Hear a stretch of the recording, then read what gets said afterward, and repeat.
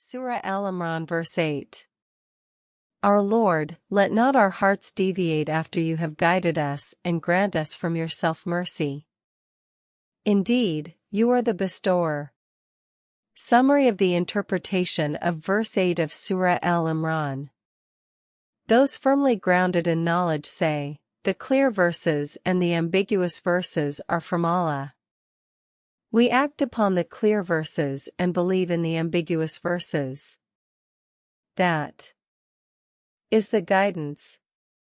The supplication for steadfastness in this guidance means, O Lord, make us steadfast in your worship, and do not let our hearts deviate toward that which the soul inclines toward or is pleased with, O Lord.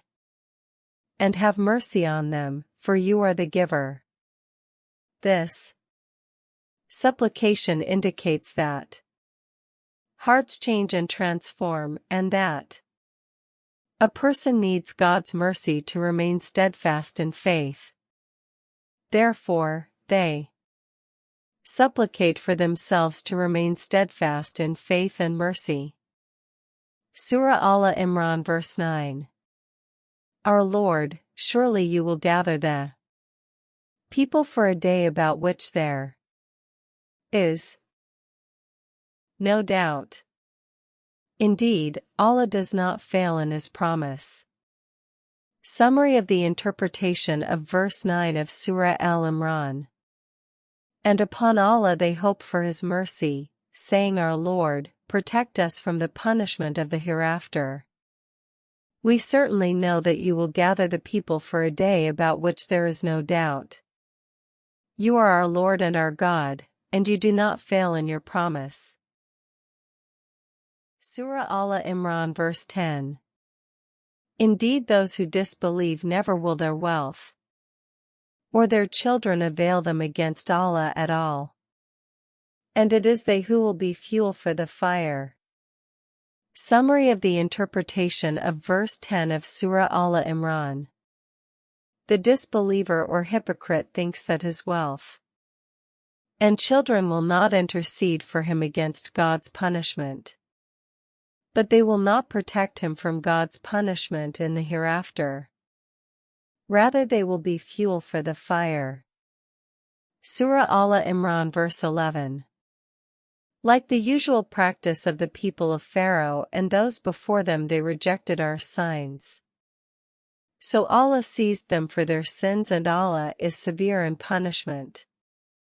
Summary of the interpretation of verse 11 of Surah Al-Imran. This verse explains that whoever disbelieves in God's messages on earth will receive some punishment in this world, because God does not reserve all punishment for the hereafter.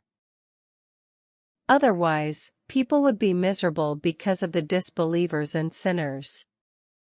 Therefore, God hastens some of the punishment for the disbelievers and sinners in this world. God gives us an example of a people who were tyrants before them. This was during the era of the divine religions and scriptures, before Islam, and God punished them in this world. They are the people of Pharaoh, the people of the mud, the people of Ad, and others. They were, as usual, persistent in their oppression, injustice, lies, and denial of God's signs. This was before Islam and Pharaoh's claim to divinity. They were accustomed to disbelief and ingratitude. So God punished them for their sins, injustice, and disbelief in God's commands, and denial of God's verses.